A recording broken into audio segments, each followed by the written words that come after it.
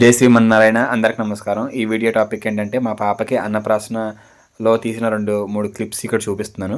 అయితే full video అయితే ఏం అప్లోడ్ చేయట్లేదండి. ఎందుకంటే ఎవరికి ఈ వీడియో అవసరం ఉండదు, ఉపయోగం ఉండదు. అందుకని ఇది కూడా చూపించడానికి ఒక చిన్న క్లిప్స్ అనమాట.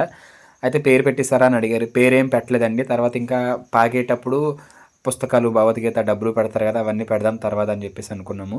ప్రజెంట్ అయితే నేమేం పెట్టలేదు. జస్ట్ నార్మల్గా మంచి రోజులు ఉన్నాయని చెప్పేసి అన్నప్రాసన చేసేసాము.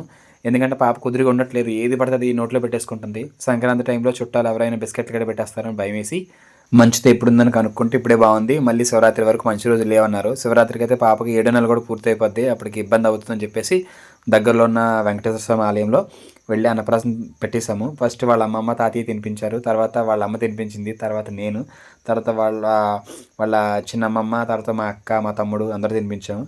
అమ్మ నాన్న దూరంగా ఉండడం వల్ల వాళ్ళు రాలేకపోయారు. అందరినీ పిలిచి స్టే చేసి మాకున్నంతలో గ్రాండ్గా చేద్దాం అనుకున్నాము. బట్ అంత సమయం లేదు, అంత మంచి ముహూర్తాలు లేకపోవడం వల్ల సడన్గా పెట్టాల్సి వచ్చింది. అందుకే అమ్మ నాన్న కూడా లేరు. ఫస్ట్ టైం వాళ్ళ అమ్మమ్మ తినిపించగానే వాళ్ళ అమ్మమ్మ తాతయ్య చూడు ఎంత స్పీడ్గా తినేస్తుందో.